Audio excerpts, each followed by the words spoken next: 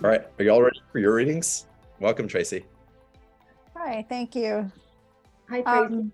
Hi, I have a marriage upcoming, which is unbelievable for me because love has not been the best friend to me so far. So this is pretty exciting. And in this movement, it's taking me to a different country. It's taking me away from family and sort of everything that was here. And my children are not close to me anymore.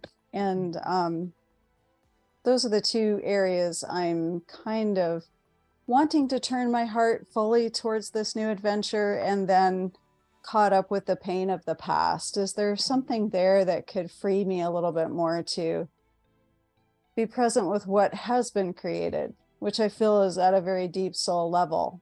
So I'm going to channel your higher self, okay, your own soul about this. And let's see what your soul has to say.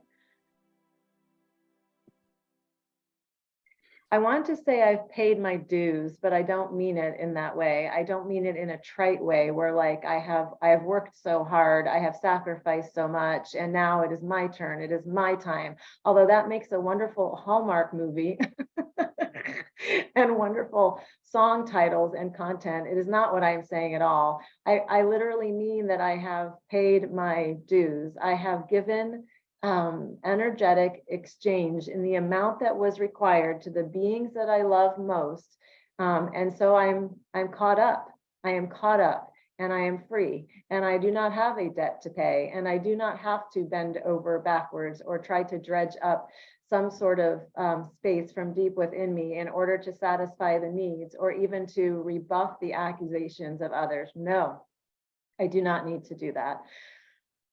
So I can breathe more easily there, for it is easy for my mind to construct all sorts of scenarios where I need to give more, tend more, deliver more, offer more, hold more, take more, absorb more, etc. But no, not now. It really is time for me to move in the direction of that which feels thrilling, of that which feels joyful, of that which also feels nail-bitingly, excitingly scary as heck, because what I have said about what I believe about my journey thus far in love is a narrative that well, it just doesn't include everything that has actually been. So I'd like to present myself with a little list, and this list will provide me with specific guidance when, not if, but when I find myself falling back into old thinking patterns. Number one, as I prepare for this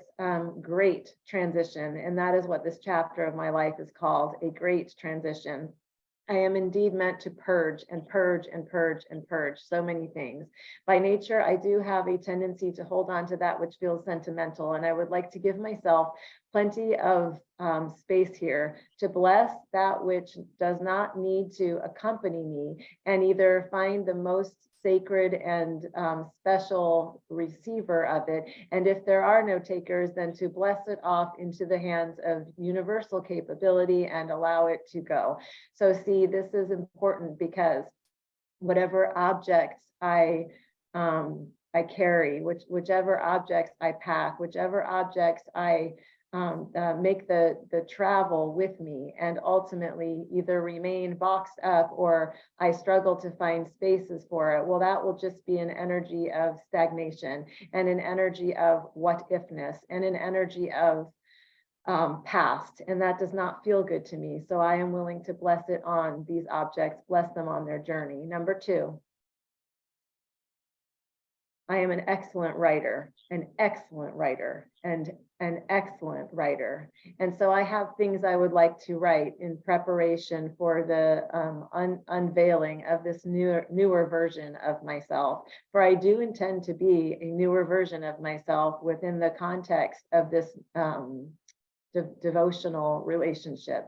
And so as I unzip to reveal this, prior to doing so, I wish to write what is on my heart that only contains pure love, that only contains blessing, that only contains a mother's deepest prayer for her children, and I will write it to my children, of course, individually, and I will make sure to mail it, and I will make sure to make a copy of it as well, for I will want to reflect at one point in time or another on what it is that I have said.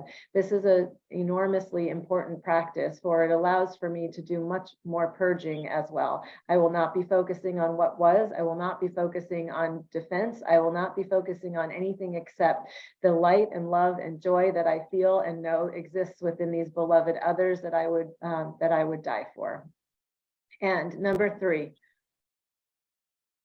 Ooh. I am so very appreciative of the opportunity to share my heart so fully with another. I want to encourage others to take some of the risks that I have taken, for it is not easy to have walked some of these pieces of the journey that I have and be willing again and again to open up to love. So I want to, once again, write a piece, a beautiful piece. I can think of it as an essay or a blog or an article or something, but something that will get viewed by others who I may not maybe ever meet. But it is hopeful, and it is joyful, and it is open with possibilities. Nobody can say exactly how this relationship will unfold, but I do know that it is exactly what I am meant for, and so I move towards it with a lighter heart. There you go, hon. Wow. Ooh. Yeah.